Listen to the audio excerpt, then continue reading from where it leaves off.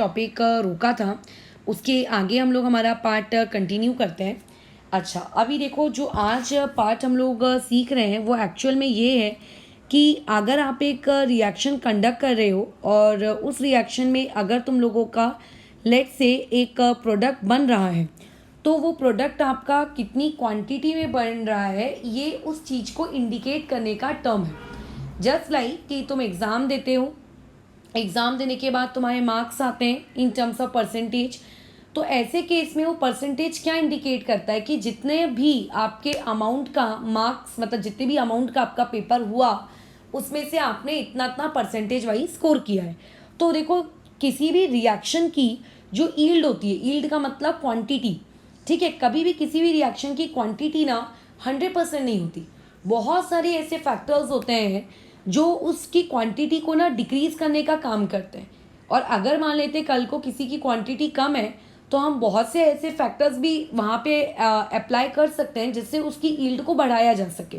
ठीक है, तो ऐसे केस में जैसा हम लोग किताब में लिख देते हैं कि a plus b is giving you let's say 2ab, तो अगर वहाँ पे कुछ भी लिखा नहीं हुआ है तो ये आपको पहले तो क्वेश्चन सॉल्विंग के लिए ये मान कर चलना है कि वहाँ पे कोई ईल्ड आपको नहीं दी गई है, मतलब वहाँ पे ईल्ड आपकी कितनी है 100%। बट रियलिटी में कभी भी कोई भी प्रोसेस 100% आपको कैसा है प्रोडक्ट ऑब्टेन करके नहीं देती। अब चाहे वो तुम केमिस्ट्री की रिएक्शंस देख लो या फिर आप ये कह सकते हो कि आपकी गाड़ी के अंदर जो या फिर थर्मोडाइनमिक्स भी ले लो, ठीक है, गाड़ी के अंदर की थर्मोडाइनमिक्स को भी ले लो, 100% आप उससे प्रोडक्ट नहीं ऑब्टेन कर सकते। कुछ ना कुछ अमाउंट में आपका प्रोडक्ट क्या होता है, डिक्रीज हो जाता है वेरियस रीजंस की वजह से।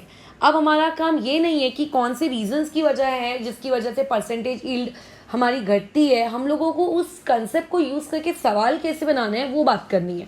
तो कभी भी परसेंटेज ईल्ड का सवाल तुम्हें डायरेक्ट नहीं आएगा कि ये इतना इतना दिया है परसेंटेज ईल्ड कैलकुलेट करो, क्योंकि कोई भी 10th क्लास का लड़का लड़की जो एक एवरेज दिमाग भी रखता है ना वो भी इसको आसानी से सॉल्व कर लेगा करके।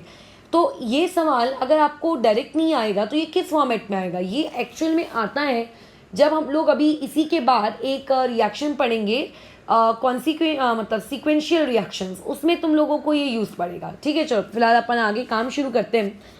तो परसेंटेज ईल्ड को हम लोग हाई फंटो डेफिनेशन से ना समझते हुए उसका फॉर्मूला वगैरह और उसका मीनिंग भी हम लोग एक बहुत छोटे से एग्जांपल से देखो इसको समझेंगे।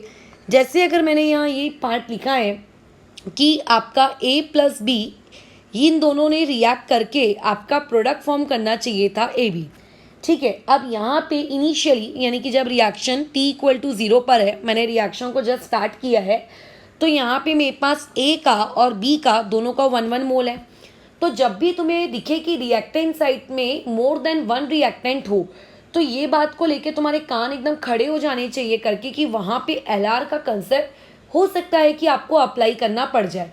तो first of all check whether the equation is applicable for the concept of LR और नॉट, जो हम लोग प्रीवियस वीडियो में सीखे हैं।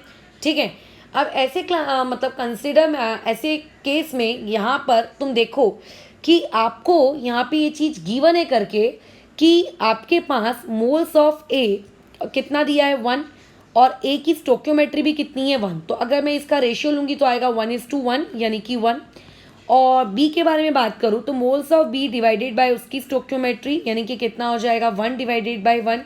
तो क्योंकि ये दोनों चीज़ें इक्वल आ रही हैं तो इसका मतलब इस पार्ट में LR का कंसेप्ट एप्लीकेबल नहीं है। आप A या B में से किसी के भी साथ तो उस प्रोडक्ट की मोल मोल एनालिसिस लगा सकते हो करके। ठीक है, तो इनिशियली जब t=0 है तो ऐसे केस में आपका AB ऑब्वियसली प्रोडक्ट तो उस वक्त होगा नहीं, कुछ समय बाद t=t पर अब अगर मैं तुमसे पूछूं कि तुम्हें क्या लगता है AB के कितने मोल्स यहाँ पे फॉर्म होने चाहिए, तो वैसे तो एक इंसान इसे डायरेक्ट ऑब्जर्वेशन से ही बता सकता है, बट फिर भी मैं इसको एकदम स्टेप बाय स्टेप बताती हूँ ताकि कोई भी डाउट नहीं रहना चाहिए। जिन्हें डायरेक्ट करते आता है वो डायरेक्ट कर ले करके। ठीक है, तो अभी क्योंकि A और B में कोई भी LR का कंसेप्ट नहीं लग रहा है तो इसीलिए आप किसी को भी उठाकर उसके रिस्पेक्ट में AB के कितने मोल्स बनेंगे आप ये वाली बात डिसाइड कर लो।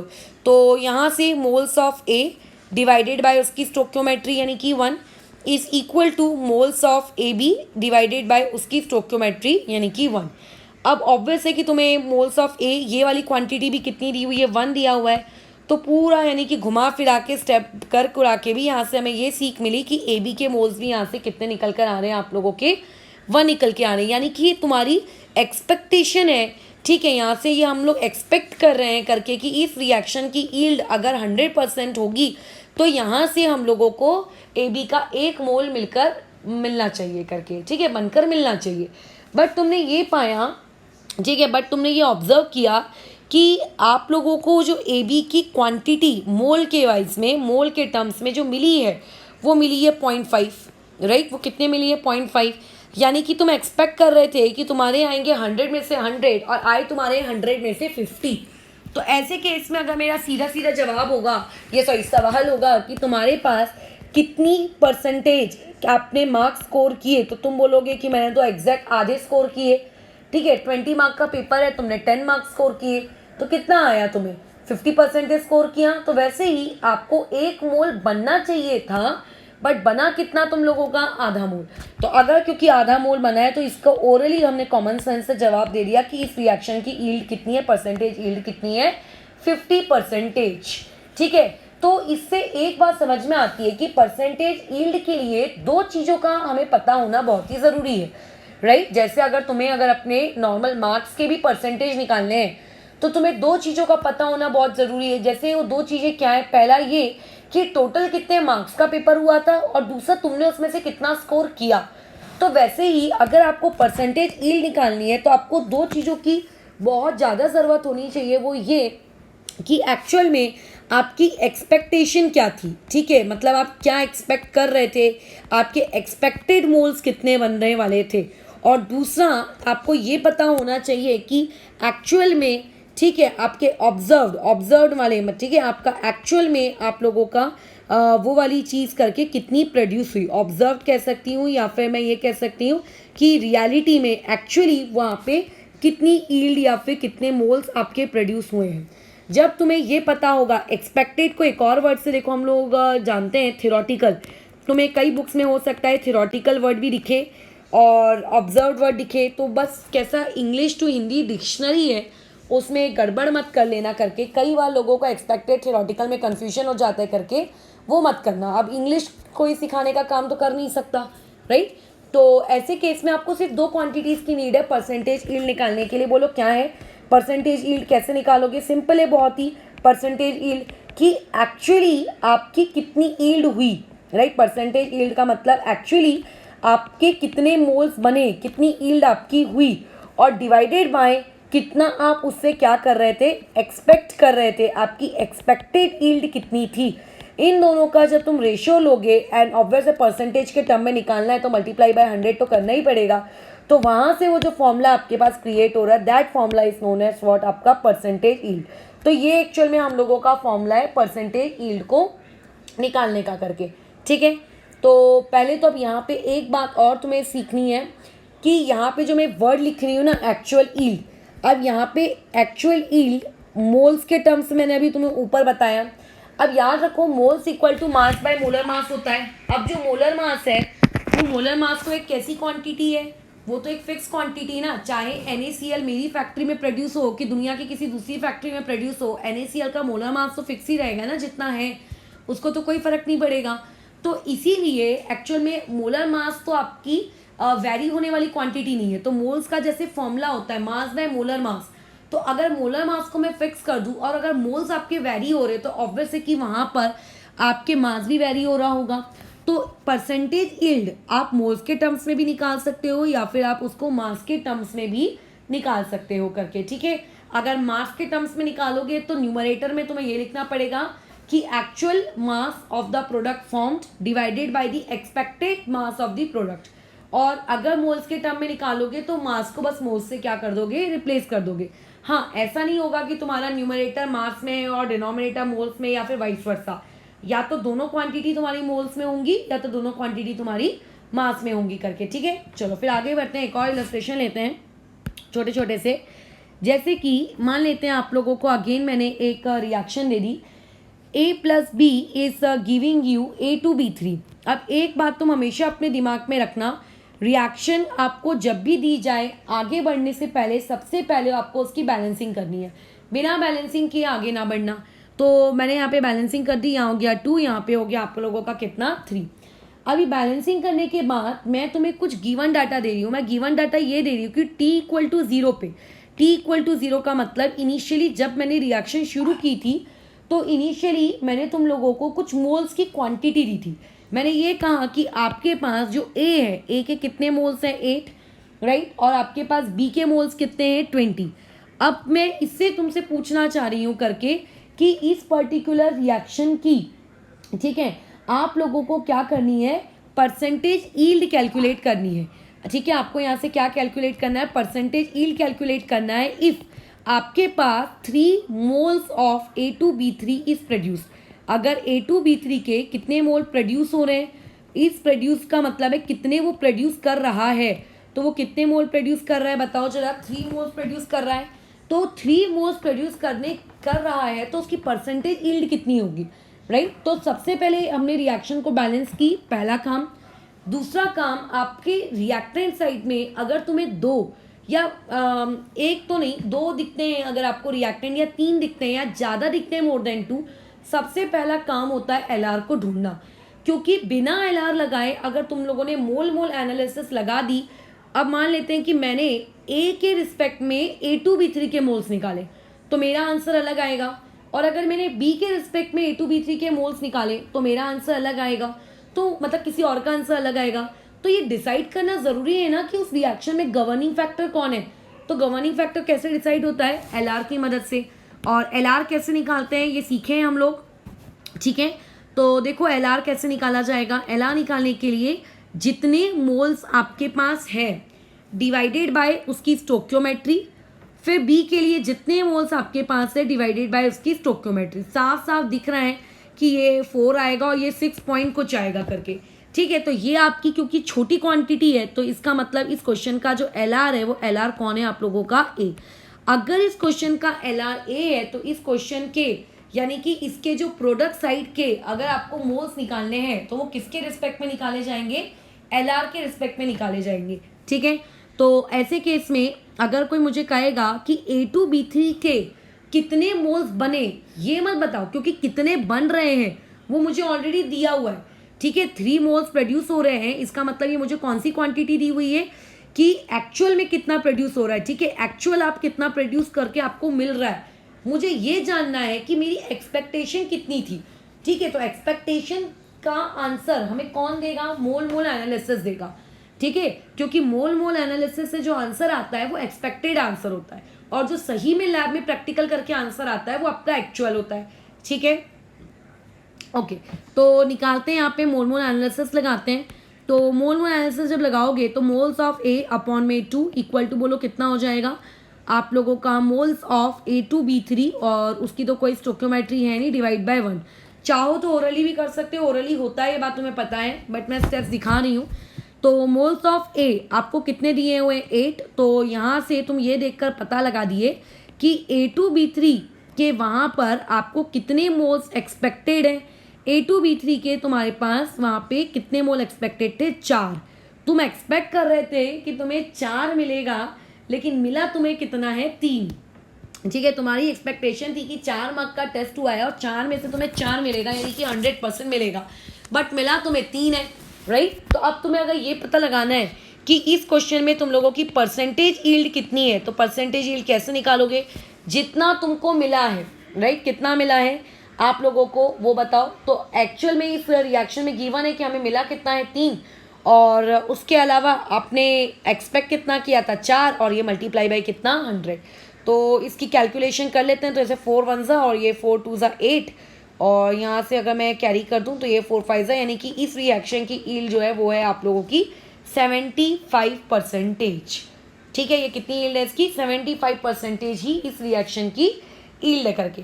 तो परसेंटेज यील्ड कैसे निकालनी है, कोई दिक्कत तो नहीं होगी, ठीक है। अब अपन थोड़े से टफ सवालों की तरफ, टफ इन द सेंस थोड़े ऐसे बच्चों जैसे सवालों को छोड़कर अभी आगे मूव करते हैं। तो देखो एक रिएक्शन दी हुई है, कैल्शियम ऑक्साइड को हम लोगों ने हाइड्रोक्लोरिक एसिड में डाला, तो ऑब्वियस है कि प्रोडक्ट क्या बनेगा बताओ। पहला तो बन जाएगा कैल्शियम क्लोराइड और दूसरा यहाँ से बनेगा आपका H2O। पहला आपका काम ये है कि ये चेक करना रिएक्शन बैलेंस है क्या, तो देखो रिएक्शन यहाँ पे बैलेंस नहीं है, ठीक है, यहाँ पे रिएक्शन बिल्कुल भी बैलेंस नहीं है, तो आप बैलेंस करेंगे इसको।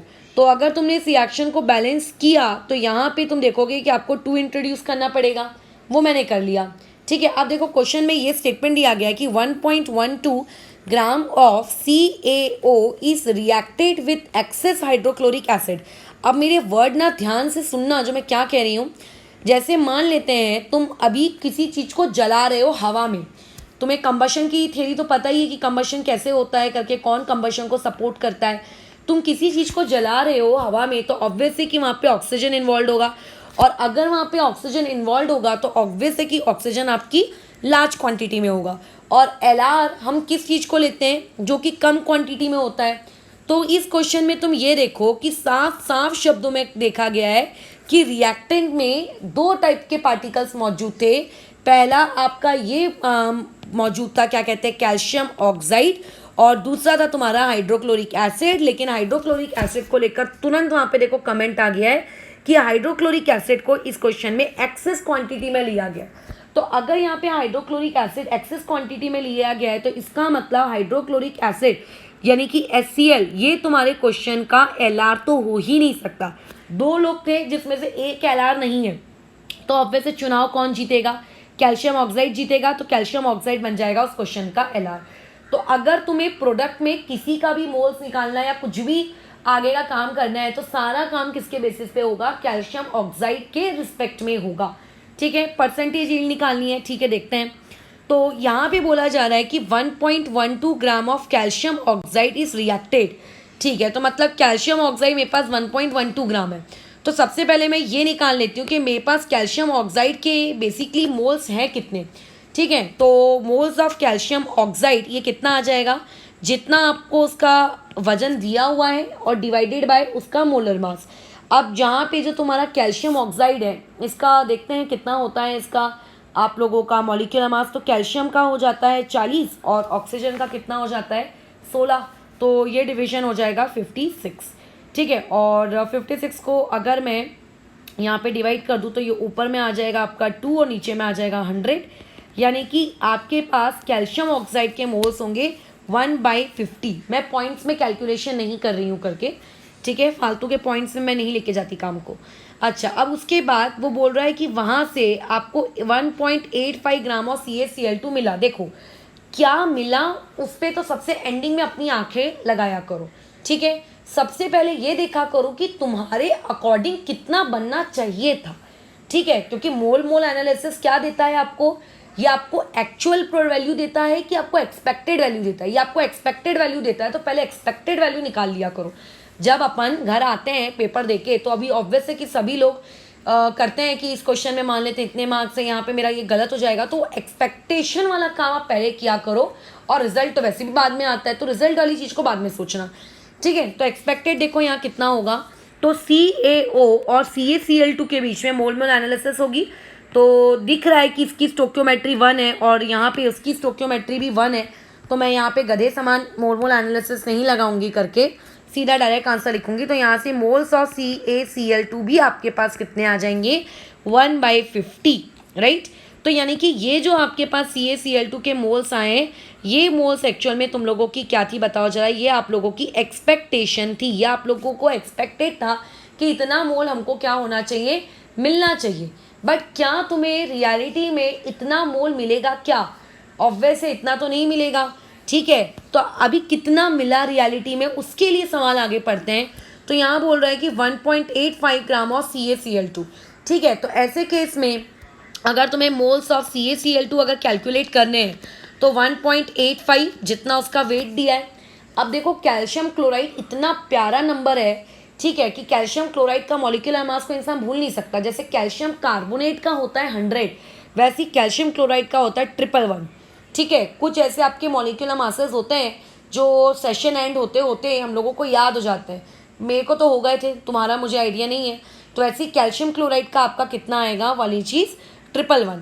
अब देखो 185 को 111 से कैंसिल आउट करना तो ठीक नहीं है, देखते हैं हम अपनी कैलकुलेशंस को कैरी फॉरवर्ड करते हैं, क्या भरोसा कुछ काम आ जाए। तो ये जो यहाँ से मेरे पास मोल्स ऑफ CaCl2 आए, ये मुझे क्वेश्चन में दिए हुए थे, मतलब इतने मोल्स एक्चुअली क्या होंगे प्रोड्यूस होंगे। तो अब अगर मुझे ये कैलकुलेट करना है कि इस क्वेश्चन की परसेंटेज यील्ड कितनी है, तो परसेंटेज यील्ड के लिए मैं क्या करूँगी, जितने मोल्स मेरे पास एक्चुअली हैं, यानी कि 1.85 अपॉन में 111 डिवाइडेड बाय जितने मोल्स मुझे एक्सपेक्टेड थे। तो मुझे कितने एक्सपेक्टेड थे, 1/50 मल्टीप्लाई बाई 100। ठीक है, तो ये वाली चीज़ देखो कैलकुलेशन वाइज कितनी हो जाएगी, 1.85 अपॉन में 111 मल्टीप्लाई बाई 100 तो था ही था, साथ में ये 50 भी उचक कर पहुँच गया ऊपर करके। ठीक है, अब इस चीज़ को तुम पूरा कैलकुलेट कर लेना कि ये कितना आता है करके, और जितना भी आएगा, जो भी इसका आंसर आएगा, वो आंसर एक्चुअल में इसका क्या कहलाएगा, परसेंटेज यील्ड। मेरे पास इस चीज़ का आंसर है, और तो मैं बता देती हूँ, इस चीज़ का आंसर आएगा आपका 83.3% के आसपास करके। ठीक है, तो तुम वेरीफाई कर सकते हो। तो कितना आसान सा सवाल था। ठीक है, तो ये हमेशा याद रखना, एक्सपेक्टेड चीज़ को कभी मत भूलना। अब इसमें होता कैसा है कि जब आप दो लोगों की अप्रोच देखोगे, मतलब अगर तुम किसी और से सीख रहे होगे तो हो सकता है वो इंसान मोल्स के टर्म्स में बातचीत ना करके वो इंसान मास के टर्म्स में बातचीत करे। बट पता नहीं क्यों मेरे अंदर ये चीज़ बहुत अच्छे से बैठी हुई है करके कि मेरे को मोल्स के टर्म्स में क्वेश्चन को सॉल्व करना अच्छा लगता है करके। इसलिए अगर मुझे मास भी दिया होगा ना, तो मैं उसको पहले मोल्स में कन्वर्ट कर लूँगी, चाहे वो स्टेप मुझे लंबी क्यों ना पड़ रही हो। ठीक है, मेरे को अच्छा लगता है क्योंकि राइट। अच्छा चलो फिर आगे बढ़ते हैं। अभी नेक्स्ट क्वेश्चन में आते हैं। इसके बाद फिर हम ये वाला टॉपिक ओवर करके अपना जो मेन टॉपिक है उस पर आएंगे। तो अभी ऐसे तुम्हें क्वेश्चन दिया है एक और, कि क्वेश्चन है calculate the mass of KCl। ठीक है, अभी आ गया है आप लोगों के पास कौन, पोटेशियम क्लोराइड KCl। ठीक है, that is produced from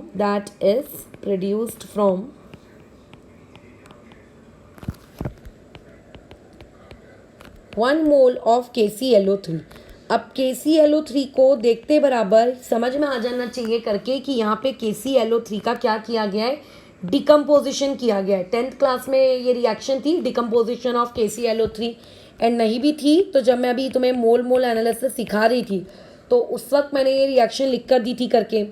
KClO3 से आपको अगर KCl प्रोड्यूस करना है तो KCl प्रोड्यूस करने के लिए आपको उसका थर्मल डिकम्पोजिशन करना पड़ता है, और वहाँ से ऑक्सीजन रिलीज होती है। इसको बैलेंस कर देंगे तो यहाँ 3 टाइम्स ऑफ O2 आ जाएगा, यहाँ पे 2 टाइम्स ऑफ KCl, और यहाँ पे भी 2 टाइम्स ऑफ KCl। ठीक है, तो ये रिएक्शन हम लोगों ने बैलेंस कर दी, कोई दिक्कत यहाँ तक।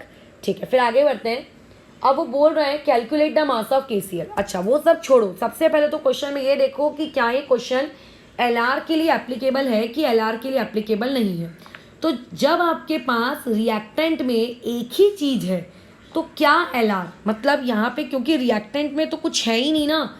LR कब लगता है, जब हम लोगों के पास रिएक्टेंट में कुछ होता है, 2 से ज़्यादा होते हैं। तो यहाँ पे तो रिएक्टेंट में 2 से ज़्यादा है नहीं, तो यहाँ पे हम लोग उसमें कोई LR वेलार नहीं है। बहुत सिंपल सा सवाल है। तो अब आपको यहाँ पे दिया हुआ है कि जब रिएक्शन शुरू हुई, यानी कि जब T = 0 है, तब KClO3 के तुम्हारे पास कितने मोल दिए हुए हैं, 1।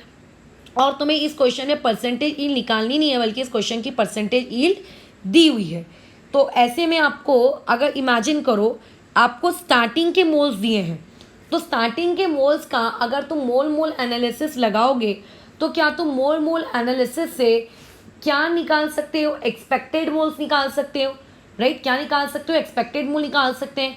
तो यहाँ से एक्सपेक्टेड मोल निकालो। मैं सीधा डायरेक्ट बता रही हूँ, इसकी स्टोइकियोमेट्री 2 है, इसकी स्टोइकियोमेट्री 2 है। तो अगर KClO3 का आपके पास स्टार्टिंग में 1 मोल है, तो आपके पास KCl का एक्सपेक्टेड मोल भी कितना रहेगा, 1 रहेगा। ठीक है, जिन्हें ये वाली चीज़ नहीं हजम हुई है वो मोल एनालिसिस लगाना इस तरीके से, moles of KClO3 upon 2 equal two moles of KCl upon 2। फिर KClO3 की जगह पे 1 पुट करना और निकाल के देख लेना कि KCl के कितने मोल्स आते हैं करके। राइट, बट डायरेक्ट करने पे यहाँ से KCl के कितने मोल्स आ गए हमारे पास 1, और ये जो 1 मोल आई है हमारे पास एक्सपेक्टेड। ठीक है, चलो अब आ जाओ परसेंटेज यील्ड के फॉर्मूले में। परसेंटेज यील्ड का फॉर्मूला क्या कहता है कि जो परसेंटेज यील्ड है वो क्या है, कि KCl के कितने मोल्स एक्चुअली बन रहे हैं डिवाइडेड बाय कितने आप लोगों ने उसके एक्सपेक्टेड है मल्टीप्लाई बाय 100, यही होता है। ठीक है, परसेंटेज यील्ड का फॉर्मूला।